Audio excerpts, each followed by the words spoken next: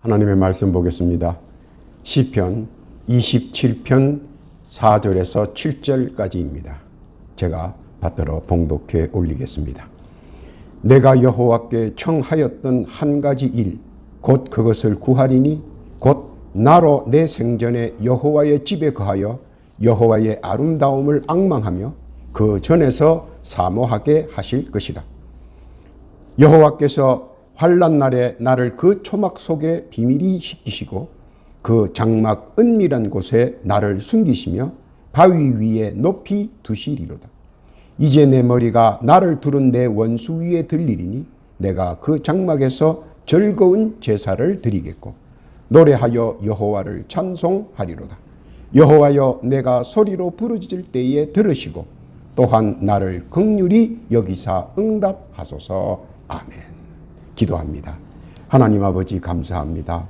복되고 귀한 날 허락하여 주옵시고 또 이처럼 복된 시간 허락하심을 감사합니다. 이 시간 주의 말씀을 증거하여 할 터이온데 주의 뜻과 섭리만 나타나는 복된 시간이 되게 하옵소서. 시종을 주 앞에 의탁하오며 예수님의 이름으로 기도하옵나이다. 아멘. 할렐루야. 우리가 살고 있는 이 세계에 대하여 어떤 개념과 어떻게 인식을 하고 있느냐 하고 물어본다면 아마 일부는 지옥 같은 세상이라고 답변할 것입니다. 또 일부에서는 천국 같은 세상이라고 답변할 수도 있습니다. 또 일부는 긍정도 부정도 하지 않은 채 무관심으로 반응할 것입니다. 즉, 잘 몰라요 하는 의미입니다. 그러나 우리가 분명히 짚고 넘어가야 하는 것은 이것도 하나님께서 우리를 위하여 창조하신 세상이라는 것입니다. 하나님께서 6일 창조의 기간에서 고심과 고심, 절치부심하시면서 창조하신 이 세상이라는 것입니다. 즉, 심판을 위한 자리도 아니고 죄인들을 가두어 두기 위한 감옥의 자리도 아니고 또 형벌을 주기 위하여 지옥의 장소는 더더욱 아니라는 것입니다. 이곳은 하나님께서 우리 아담과 하와의 삶의 질을 높이기 위하여 우리들을 위한 맞춤의 장소라는 사실입니다. 그래서 우리가 사는 이 세상은 우리가 필요로 하는 5차원, 6차원 세계보다도 더 높은 재료와 그리고 모든 것들이 구비되어져 있는 아주 특별한 장소라는 것입니다. 이런 복된 정립이 우리 가슴 속에 안착되어 있어야 합니다. 그런 의미에서 오늘의 말씀을 상고해 보고자 합니다. 첫째 말씀은 우리가 어디에 살고 있느냐 하는 것입니다. 본문 4절 초두에 여호와의 집에 거하여 라고 했습니다. 인식이 분명합니다. 우리는 분명히 하나님께서 창조한 세상에 살고 있으며 하나님께서 창조하신 이 세상의 모든 것은 선하며 또한 이 세상은 세상 에덴이다 하는 것입니다. 전도서 3장 13절에 보면 사람마다 먹고 마시는 것과 수고함으로 낙을 누리는 것이 하나님의 선물인 줄을 또한 알았도다라고 고백합니다. 물론 우리들의 불순종으로 인한 원죄는 누구라도 지니고 있지만 결코 이 세상이 지옥이 될 수는 없다는 사실입니다. 단지 내가 느끼는 부분에 따라 천국으로 느껴졌다 혹은 지옥으로 느껴지는 것이지 결코 느낌의 일부에 따라 이 세상이 지옥이 되고 천국이 되는 것은 아니다 하는 것입니다. 우리가 늘 생각해야 하는 것은 하나님께서는 보시기 좋은 세상을 창조하셨고 우리는 하나님께서 보시기에 너무 좋은 세상에서 좋은 것으로 살고 있다는 사실입니다. 욥기서 34장 21절에 이렇게 고백합니다. 하나님은 사람의 길을 주목하시며 사람의 모든 걸음을 감찰하신다고 했습니다.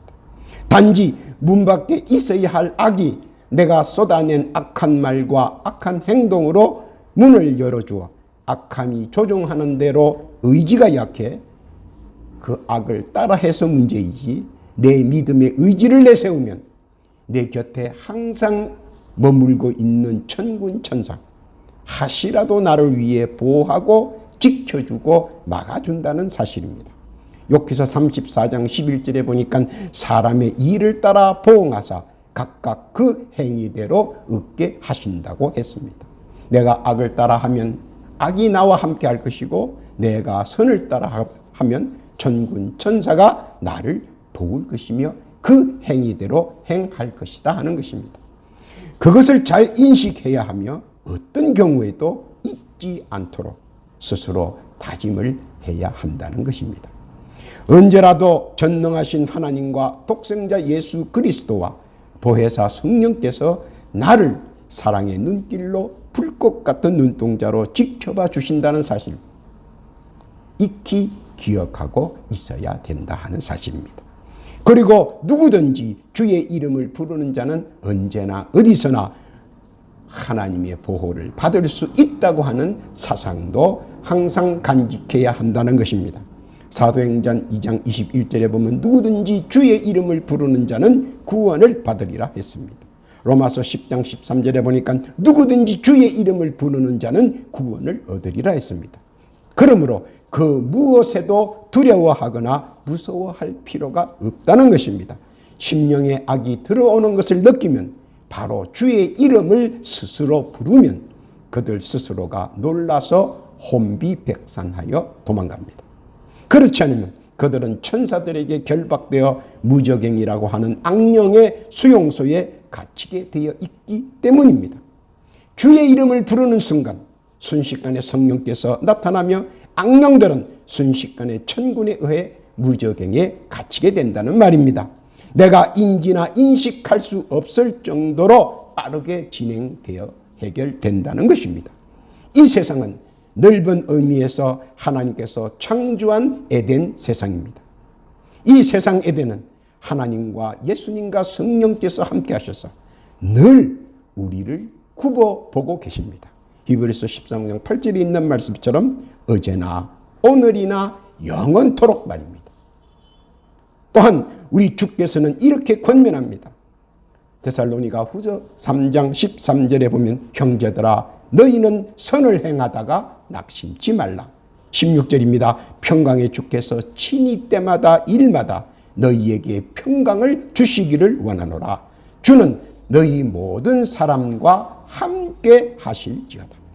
우리는 하나님께서 창조하신 세상 에덴에서 하나님 보시기에 좋은 세상에서 너무나도 보기 좋은 아담과 하와가 다 되시기를 예수님의 이름으로 축복합니다.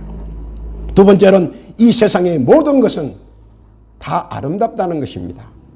본문 4절 중반에 보면 여호와의 아름다움을 앙망하며라고 말했습니다.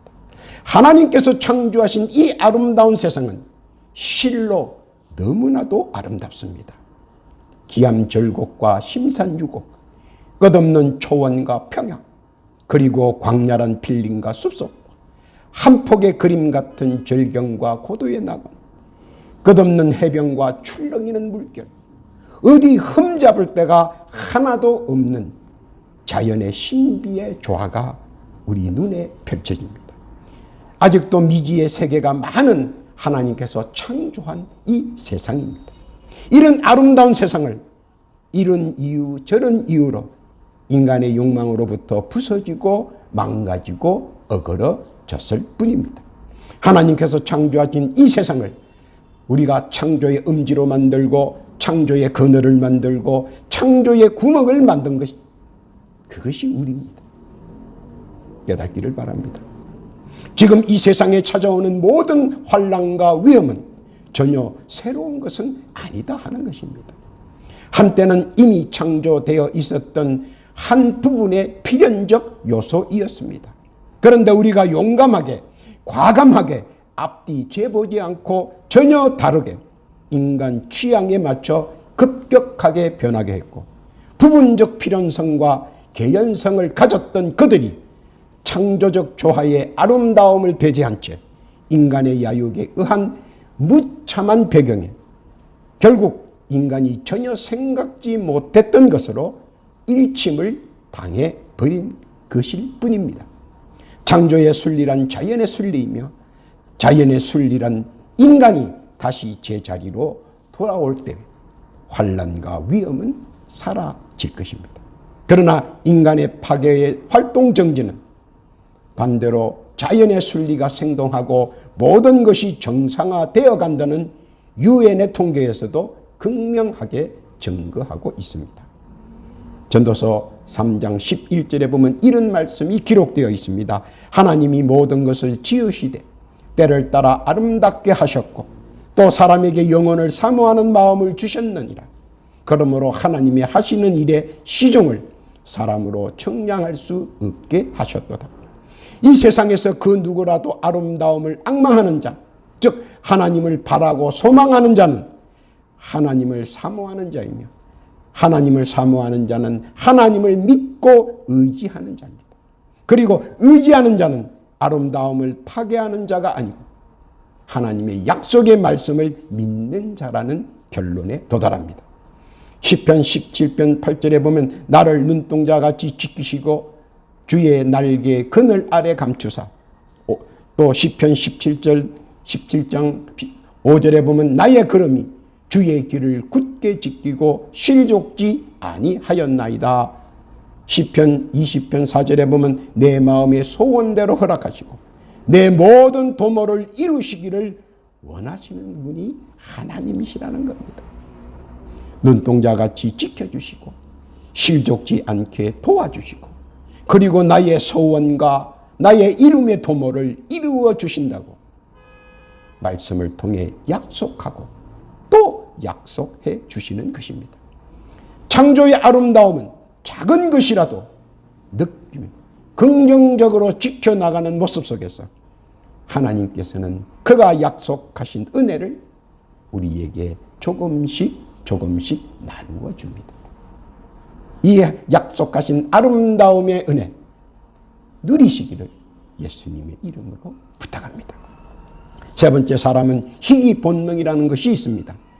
그것은 자기도 모르는 심령의 역학적 관계성에서 찾아볼 수 있습니다. 즉 말하자면 생물들이 흔히들 볼 수 있는 경향인데 고래가 집단으로 육지로 올라오는 소동, 연어가 바다에서 강으로 역류하는 행위, 야생 동물들이 갑자기 몰려가는 행위, 또 많은 동물들이 갑자기 어디론가 이동하는 행위 등에서 자세히 살펴보면 보이는 지형은 바뀌었지만 그들이 지니고 있는 원천적 내면의 지형은 바꿔지지 않은 현상에서 일어나는 경우입니다. 그것은 비단 그들에게만 적용되는 것이 아니라 우리에게도 적용된다는 것입니다. 누군가 가르쳐 주지 않아도 짐승 새끼들은 태어나면 젖빨고 걸으려고 합니다. 사람도 마찬가지입니다. 육신은 세상사의 변천에 의해 인지 능력과 지적 능력의 변화와 변질이 오지만 영혼은 아무리 세상이 변해도 초심이 움직이지 않으며 왔던 곳으로 되돌아가려는 본능이 있다는 사실을 알아야 합니다. 오늘 본문에도 사실 4절 마지막 구절에 그 전에서 사모하게 하실 것이라 이렇게 말하고 있습니다. 그 전이란 무엇입니까? 무엇을 뜻하냐면 지혜로운 사람은 거시안적인 육의 세계만 보는 것이 아니라 지혜롭고 총명한 사람은 영의 세계를 사모하며 그 사모하는 영의 세계를 바라볼 수 있는 곳이 어디냐 하는 것입니다. 그리고 그 영의 세계를 바라볼 수 있는 곳, 즉 하나님이 계시는 성전이다 하는 것이며 그리고 그 성전으로 가야 한다는 것입니다. 예를 듭니다. 좋은 맛집이 있다 하면 사람들은 열일을 제쳐두고 갑니다. 왜? 맛보려고. 좋은 여행지가 있다 하면 사람들은 열일을 제쳐두고 갑니다. 왜? 그 여행지를 한번 구경하려고. 보고 싶고 알고 싶고 느끼고 싶은 곳으로 향하는 것이 사람의 마음입니다. 신비의 영의 생애, 사모하는 영의 세계를 그리워하는 사람들은 성전으로 갈 수밖에 없습니다. 그것이 인신전심이기 때문입니다. 성전에 가는 이유는 갈급하고 답답한 영의 문제를 세상에서는 결코 그 해답을 찾을 수 없기 때문입니다. 욥기서 9장 10절 그리고 욥기서 11장 7절에 이렇게 고백합니다. 청량할 수 없는 큰 일을, 셀 수 없는 기이한 일을 행하시는 분이 하나님이시고, 내가 하나님의 오묘를 어찌 능히 청량하며 전능자를 어찌 능히 온전히 알겠느냐. 그래서 우리는 답답한 영의 문제를 가지고 성전으로 향하는 것입니다. 영의 세계의 신비는 성전에서 가르침이 나옵니다. 결코 그 세상 그 어느 곳에서 가르침이 나올 수는 없다는 것입니다. 그리고 그 가르침의 발효는 하나님 자신이기 때문입니다. 그래서 성전에 가지 않으면 하나님 자신에게서 나오는 발효, 우리가 느끼고 들을 수가 없다는 것입니다. 성전에서 하나님께서 인간들을 향하여 하나님께서 변론하시고 변호하시고 변정하시는 것입니다. 욥기서 22장 22절에 보면 이렇게 권면합니다. 청컨대 너는 그 입에서 교훈을 받고 그 말씀을 내 마음에 두라고 합니다. 모든 인생사의 주장은 육이 하는 것이 아니고 영이 하고 있기 때문입니다. 욥기서 5장 19절에 보니까 이렇게 예를 듭니다. 6가지 환난에서 너를 구원하시며 7가지 환난이라도 그 재앙이 내게 미치지 않게 한다고 합니다. 즉 말하자면 육의 실패는 영이 감당할 수 있기에 기회가 계속 주어질 수 있다는 것입니다. 만약 영이 같이 도태한다면, 영이 같이 실패한다면 걷잡을 수 없는 불행이 찾아올 수 있습니다. 욥기서 23장 10절에 보니까 나의 가는 길을 오직 그가 아시나니 그가 나를 단련하신 후에 내가 정금같이 나으리라. 영이 성전을 사모한 만큼 정금 같은 난공불락의 선민이 될 수 있다는 것입니다. 시편 119편 2절에 보니까 여호와의 정거를 지키고 전심으로 여호와를 구하는 자가 복이 있도다라고 권면합니다. 하나님께서 성전을 사모하고 성전에 오르는 자에게 약속하시는 언약입니다. 믿으시기를 예수님의 이름으로 부탁합니다. 또한 누구라도 성전을 사모할 수 있습니다. 아무라도 그 누구라도 다 성전을 사모할 수 있다는 겁니다. 그 이유는 맛집을 찾아가듯 영이 갈급한 사람은, 영을 사모하는 사람은 성전을 사모할 수가 있다는 것입니다. 사도행전 2장 38절과 39절에 보면 이렇게 권면합니다. 베드로가 가로되 너희가 회개하여 각각 예수 그리스도의 이름으로 세례를 받고 죄사함을 얻어라. 그리하면 성령을 선물로 받으리니 이 약속은 너희와 너희 자녀와 모든 먼데 사람 곧 주 우리 하나님이 얼마든지 부르시는 자들에게 하신 것이라. 약속의 말씀대로 예수를 믿고 세례를 받고 죄사함을 얻고 성령을 선물로 주시려고 성전을 사모하려는 자들, 그 자들을 하나님께서는 오늘도 권면하시고 지금도 부르고 계시다는 사실입니다. 그래서 욥기서 22장 21절에 보면 욥은 이렇게 고백합니다. 너는 하나님과 화목하고 평안하라. 그리하면 복이 내게 임하리라.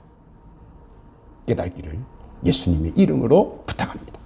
네 번째, 왜 하나님께서 선민들을 성전으로 부르시느냐 하는 것입니다. 시편 27편 5절 오늘 본문입니다. 여호와께서 환난 날에 나를 그 초막 속의 비밀이 지키시고 그 장막 은밀한 곳에 나를 숨기시며 바위 위에 높이 두시리로다. 환난 날이 언제인지 비밀한 그때 성전을 사모하는 자들을 비밀히 성전에 불러 모으시고 그리고 하나님께서 지키시고 숨기시고 보호해 주시려고 그러시는 것이다 하는 겁니다. 내가 성전을 사모하고 하나님께서 성전에 부르는 것은 순전히 나를 비밀히 지키시고 은밀한 곳 그 성전에 나를 숨기시고 그리고 철저히 보호해 주시려고 주마다 하나님께서는 여러분들을 부르신다는 사실입니다. 그 이유는 하나님께서 사랑하는 자기 백성들에게 환난과 시련과 고난을 헤쳐나갈 수 있도록 영적 무장을 시켜주시기 위하여 그러시는 것이라는 겁니다. 로마서 8장 6절에 보니까 육신의 생각은 사망이요 영의 생각은 생명과 평안이라고 말했습니다. 그러므로 세상에 횡행하고 있는 어떤 재앙이나 불상사나 사탄의 장난에도 넘어지거나 실망하거나 낙심하지 않고 초연히 헤쳐나갈 수 있게 정금 같은 연단을 시켜주시려고 우리를 성전으로 부르시는 것이라는 것입니다. 시편 20편 4절에 보니까 내 마음의 소원대로 허락하시고 내 모든 도모를 이루어 주시기를 원하시는 하나님이시라는 겁니다. 하나님의 숭고한 뜻은 외면한 채 우리는 가끔씩은 육적 판단으로 총명이 흐려져 성전을 이유 없이 멀리하고 성전을 부담스럽게 여기고 또 피하는 경우도 있습니다. 허점이 보이면 즉각 사탄, 마귀, 귀신들이 모여 온갖 수작을 부립니다. 요사도 떨고 호색도 하고 감언 이설로 육의 호사를 속삭입니다. 마치 예수님께서 사막에서 40일 동안 줄이사 시험을 받는 것과 같이 말입니다. 그럴 때면 가끔 방황할 때도 있습니다. 그러나 내 안에 움츠리고 있는 영이 단호하게 작동해야 합니다. 작은 외침이라도 있어야 합니다. 성전에 가야 한다. 말씀이 그립다. 기도가 하고 싶다. 찬양을 부르고 싶다. 온 힘을 다해 비록 나저막한 목소리, 들릴 듯 말 듯한 목소리라 할지라도 주의 이름을 외칠 때 그때 믿음이 살아 생동하며 원순 사탄 마귀 권세들이 놀라 추댕랑을 놓습니다. 하나님께서 성전에서 나를 직시하고 계십니다. 불꽃 같은 눈동자와 나를 지키시고 사랑의 눈길로 나를 보살피십니다. 욥기서 34장 21절에 이렇게 합니다. 하나님은 사람의 길을 주목하시며 사람의 모든 걸음을 감찰하신다고 말입니다. 한번 생각해 봅시다. 자기가 하나님 보시기에 얼마만한 가치와 거룩인가? 하나님께서 나를 어떤 가치와 어떤 거룩으로 보실까? 하나님께서 나를 어떤 합리적 선택으로 쓰임바 될까? 실례로 밥그릇으로 쓰일까? 요강단지로 쓰일까? 큰 저택의 장식장으로 쓰일까? 아니면 화장실 변기로 쓰일까? 그 가치와 거룩은 나의 믿음에 기초한다는 사실입니다. 믿음의 육적 표현은 오직 하나입니다. 그리고 그 해답은 본문 시편 27편 6절 중반에서 7절에 상세히 기록되어 있습니다. 제가 한번 봉독해 올립니다. 내가 그 장막에서 즐거운 제사를 드리겠고 노래하여 여호와를 찬송하리로다. 여호와여 내가 소리로 부르짖을 때에 들으시고 또한 나를 긍휼히 여기사 응답하소서. 성전에 나아가 내 영과 육의 사모의 몸부림과 절규가 하나님 보시기에 나의 믿음의 가치와 나의 믿음의 거룩을 청량할 수 있는 계기가 되는 것입니다. 예배와 찬송, 말씀과 묵상, 찬송과 기도, 이것은 하나님께서 나를 보시는 척도이자 가치 있는 거룩입니다. 그리고 그 믿음의 가치를 성전에서 믿음의 가치를 높이사 세상에서 더욱 값지게 역사해 주시고 나의 믿음의 거룩을 무한한 세상의 모든 것을 담을 수 있는 큰 거룩으로 만들어 주시는 은혜와 은총의 장소인 것입니다. 깨달기를 예수님의 이름으로 부탁합니다. 결론입니다. 현재 우리가 어디에 살고 있습니까? 우리는 여호와의 집, 하나님께서 창조한 이 세상에 살고 있습니다. 하나님께서 창조하신 이 세상의 모든 것은 선하며 또한 이 세상은 세상 에덴이다 하는 것입니다. 믿으시기를 바랍니다. 이 세상의 모든 것은 다 아름답다 하는 겁니다. 하나님께서 창조하신 이 아름다운 세상은 실로 너무나도 아름답습니다. 믿으시기를 바랍니다. 사람은 희귀 본능이라는 것이 있습니다. 그것은 자기가 모르는 심령의 역학적 관계성입니다. 육신은 세상사에 의해 인지 능력과 지적 능력에 변화와 변질이 오지만 영혼은 아무리 세상이 변해도 초심이 움직이지 않으며 왔던 곳으로 돌아가려는 본능이 있다는 사실을 알아야 합니다. 왜 하나님께서 선민들을 성전으로 부르셨는 환난 날이 언제인지 비밀한 그때 성전을 사모하는 자들을 비밀히 성전에 불러 모으시고 지키시고 숨기시고 그리고 철저히 보호해 주시려고 그러시는 것입니다. 내가 성전에 가는 것이 아니고 하나님께서 성전으로 불러 모아 주시는 겁니다. 왜? 환난의 세상, 고난의 세상, 시련의 세상에서 나를 지키시고 보호하시고 그리고 함께 하시기 위해서입니다. 하나님께서 사랑하는 자기 백성들에게는 환난의 시련과 고난을 헤쳐나갈 수 있도록 더 큰 영적 무장을 시켜주시기 위하여 그러시는 것이다 하는 것입니다. 그런 하나님의 뜻과 섭리에 반해 우리는 복음보다는 멸망에 더 귀를 기울이는 것은 아닌지 가끔은 의구심이 들 때도 있습니다. 사랑의 하나님께서는 전지전능 전지자로서 오늘도 성전에서 우리를 살피시고 있다는 사실을 믿으시기를 바랍니다. 욥기서 11장 11절에 이렇게 고백합니다. 그가 내 앞에 지나시나 내가 보지 못하며 그가 내 앞에서 나아가시나 내가 깨달지 못하느니라. 욥기서 23장 8절에 더 나아가 이렇게 말합니다. 그런데 내가 앞으로 가도 그가 아니 계시고 뒤로 가도 보이지 아니하며 그가 왼편에서 일하시나 내가 만날 수 없고 그가 오른편으로 돌이키시나 배울 수가 없구나.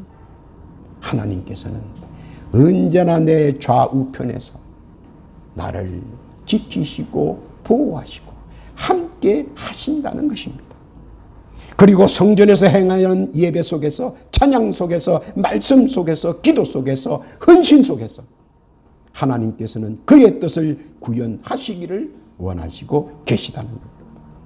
오늘도 하나님께서 창조하신 이 아름다운 세상에서 주의 말씀을 지키고 사모하며 그 어떤 역경과 환난과 고난도 힘차게 주와 함께 헤쳐나가며 주께서 허락하신 은혜와 은총과 그리고 주신 축복 누리 나아가는 복되고 귀한 성도 다 되시기를 예수님의 이름으로 축원합니다.